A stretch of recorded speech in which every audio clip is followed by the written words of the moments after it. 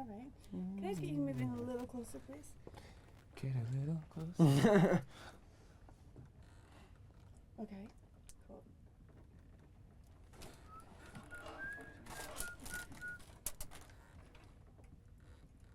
Nice. Cockney theme, huh? I believe it. Spicy Indian food last I night. believe it. You disappeared for like an hour. Okay, I'm rolling. Ready? Yeah. Okay, so I guess whenever a new album comes out, there's a lot to draw from. You're kind of like telling a story when you're writing a song, and it seems to me like you're telling a story about your own life or the stuff that goes on in life, or you separate yourself from that, right? So what's the story behind this album? I don't know if there's one story behind the album, plus it's a double album, right? Released 6 months apart, so there's a lot of stories and a lot of interweaving themes. And one thing that you noted right now is that I think what we do is we talk about social or political issues and personal issues sometimes within the same song, right? And leaving the listener to think, okay, what is this really about? And it's, you know, in retrospect, looking at the songs in that way, I realized that, you know, I mean, the whole point of nations are like people, they're accumulation of people, but yet we don't see them that way. And if we treat each other, if we treat nations, the interrelationship between nations the same as interrelationship between people, and apply the same moral ethics and real, you know, love and ethics of like dealing with a person, we wouldn't have the problems we do in the world today. Yeah, well, I think it's interesting. I'm sorry to interfere right now. Armenian said you knew his mother or grandmother. Very likely. You'll get a lot of that. Yeah, it's a small community, but it's a big community. Because he told I was watching the Chop Suey video and he was telling me about the red. Okay, sorry about Remember that. That's right. No, it's very typical. Perception. Yeah, people want to believe what they want to believe, and it's the same with songs. You know, and everything. When they listen to it, they interpret it the way that they feel. Yeah. What it means to them, and we like to leave it open for that interpretation. Yeah. Well, I mean, talking about social issues, you guys must be so sick of being labeled a political band, right? In some ways, yeah. Yeah. Well, what is it? We are political. We're not shying away from it, but that's not the only thing that we do. And you know, we have a lot of humor in our music, and we talk a lot of personal emotions and a lot of different things. And you know, I mean, if you look back at Toxicity, you'll probably find 4 out of 14 songs that are political. You know, yet we're able to be political. Well, what is it about like helping your common man and just wanting to change things that just people just assume that is political? That's not really political, but what is, I don't know why people mistake that for political, like you open the door for someone and you're nice to them when you don't have to be, and that will have an unending effect in terms of, you know, that person might be behind someone in with car rage, with traffic rage, and might not honk the horn because you were nice to them. They had a little bit of love for no reason. Yeah. That changes, that like multiplies, you know.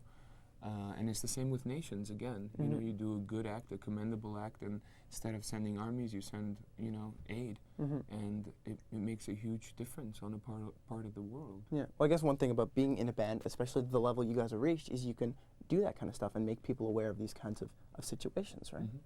Yes. Well, our main focus is the music. Yeah.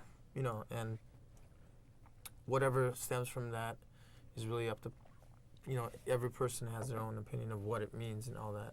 But what we're trying to focus on is the music so that we can have an understanding of ourselves, you know, and whatever you get from the music is fine as long as you get something out of it.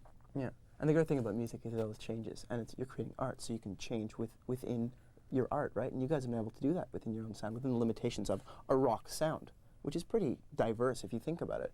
And you guys use a lot of diversity in your music. Pretty important. So where do you stem all your, I mean, I guess get influences? And a lot of people talk about you guys as like a metal band, but yeah, no, our influences are from daily life. I mean, obviously music plays a part in it as well, and other art, but our daily lives, the things that we live through, our emotions, things we see, things we think are, you know, that need, I mean, we don't even think about it, you know, as artists, we just, to me, you don't really own your art, you don't really own your music, it's in the universe and it comes through you, and we're conduits if done the right way. And so we don't even, it's hard to even define it and explain it ourselves. When people ask you about lyrics, you're like, you could probably answer the question and say, yeah, this is probably why I wrote it, but you can never be truly totally sure if you really know yourself, because you're really reflecting something bigger and beyond. And I think the interesting part about writing about different issues, personal issues, whatever issues, there's always going to be something that's going on in your life that you're going to want to talk about, whether it's to your friends or whether it's to your fans or whatever. But the great thing about you guys is you talk about other stuff, right? And especially with what's been going on in the past few years, there's a lot to draw from. There's a lot. There's always a lot to draw from.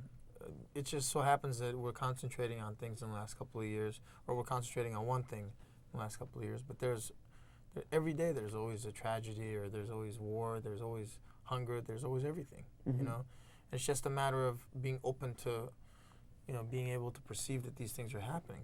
Most of the time we're so busy trying to pay off our credit card debt and get a better house and all that stuff, we don't really have time to think of anything else. Yeah, and a lot of people forget about the day-to-day between writing that kind of stuff. It's just life goes on between that kind of stuff, right? And it took you guys a while to build this album, right? Talk about building the album. Well, we had about a year off, and we all did our own things, which was really healthy. And then we got together and started bringing in songs and working at them.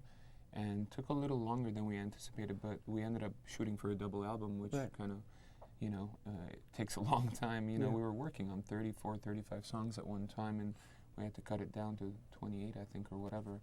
And, to do it right, it takes time, and we're keeping on finishing it. Yeah, but the great part about this album is, from what I'm reading, is you built it differently, too. Talk about that. Well, usually with our recordings, we always do everything in the pre-production studio, including rehearse everything, do pre-production, and then we're ready to walk in and just lay it down and record.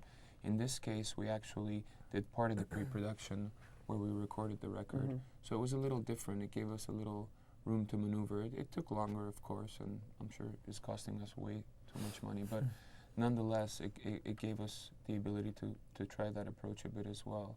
We originally didn't have an intention of making 2 albums. Yeah. It's something that just kind of gradually manifested itself into something that we were like, well, there's no way we can have it 1 album. It's just not possible. Because there were too many songs that we just couldn't let go of, And who knows what would have happened to those songs. We had to have the 2 albums. Yeah. Well, that kind of happened. There was leftover stuff from Steal This. Right. It wasn't quite the same, though. Right. It wasn't quite the same situation. With Toxicity, we knew what was going to be on the album. It was just like the songs kind of picked themselves, so to speak. Yeah. With this one, there just wasn't the ability to do that. Yeah. Well, for whatever reason. You guys write a lot of your songs live, right? No, most of the songs, a good majority are written by our guitarist. Right. And then Serj also does quite a bit of songwriting. Right. And Shava brings in ideas. And vocally, when it comes to lyrically, I think on this album it's pretty much like 60-40 or so. Serj having maybe 60% of the lyrics being written, and then Darren bringing in about 40%.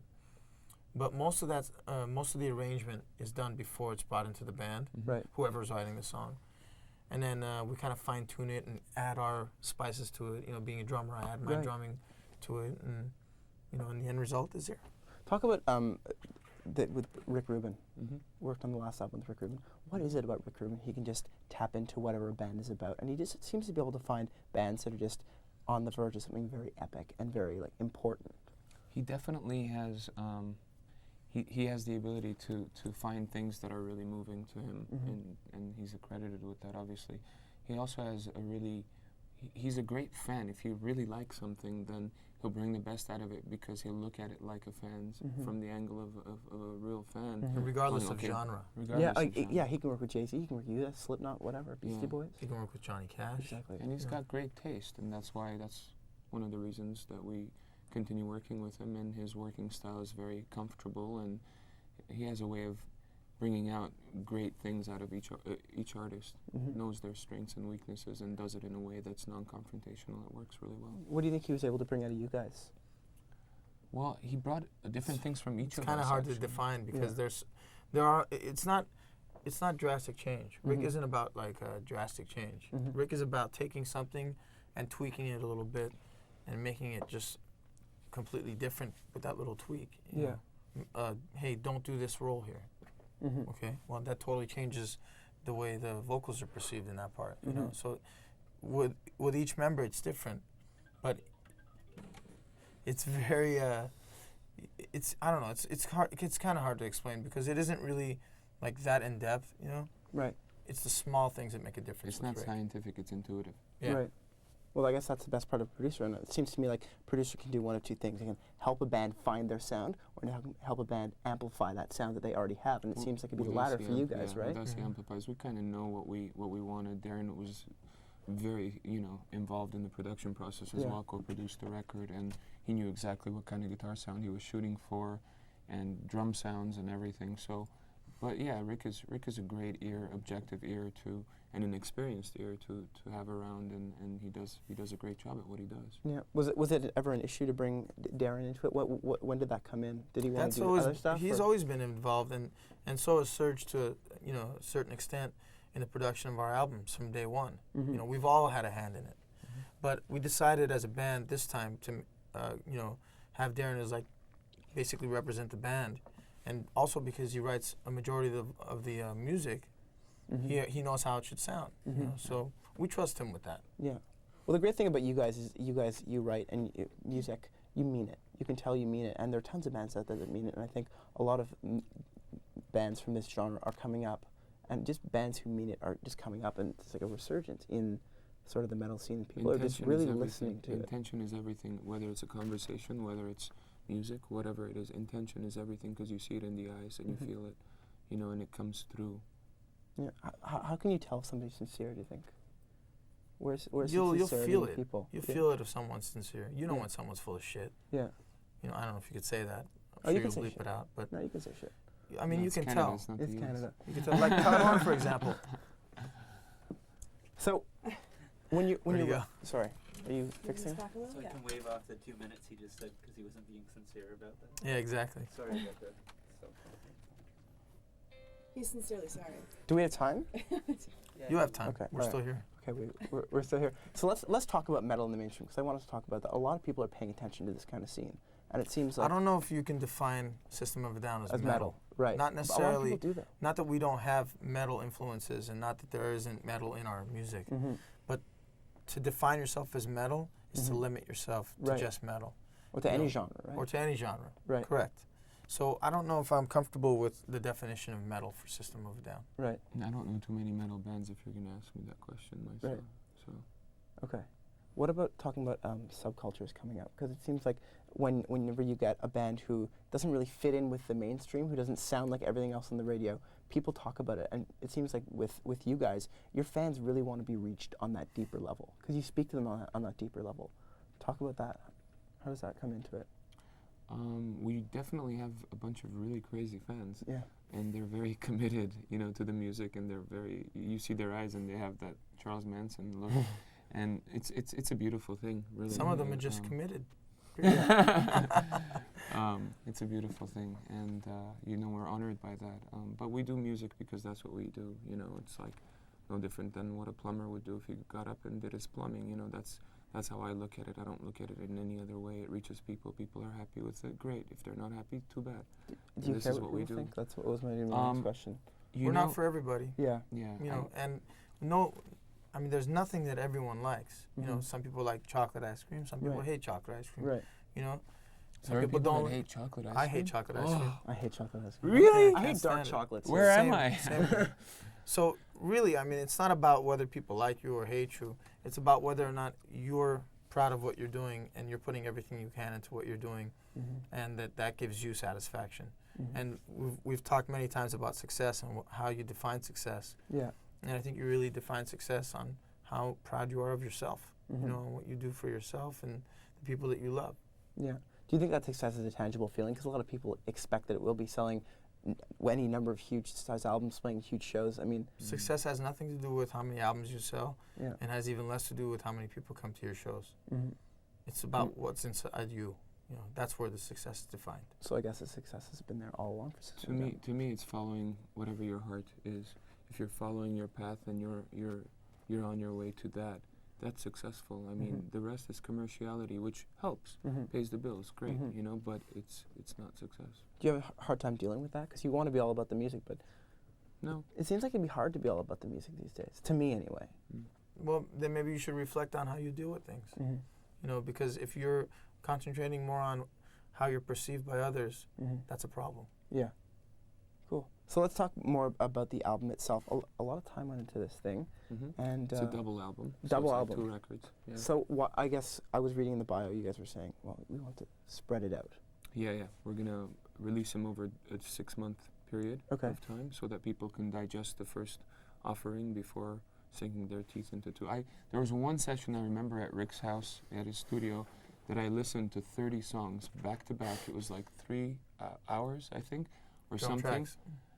No, it was just listening to what we had, and I don't know why we were just going through the whole thing, and it was exhausting. And there are songs, and it was exhausting.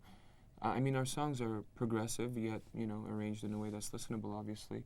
But that's a lot of songs. So it was like, there's no way we could release a double album all at the same time. We got to give some time in between. And as John said before, people have short attention spans, and you need to cater to that as well in some ways, and make sure that every song gets people's attention rather The than just appropriate amount of completely. the appropriate amount of time for you to listen to each song and take it in. Because when you have an album that's too long, things get lost in the shuffle. Yeah. We don't want any of these songs to get lost in the shuffle. Would that include maybe a double tour also? A double tour? A double tour also? You're going to go out again once this second album comes out? We'll probably We'll still be out. touring. Yeah, we'll It's still only be out 6 when the months second- away, so Right. hopefully we'll still be touring. Well, you guys are going to be touring for the next 2 years, you were saying, right? We're take. going to tour. Yeah, we're going to tour as much as it takes to Satisfy us. satisfy ourselves selfish. and help out the records. Yeah. So I guess the decision came, like you were saying, when there were just there was too much stuff. Are we good? I think we need.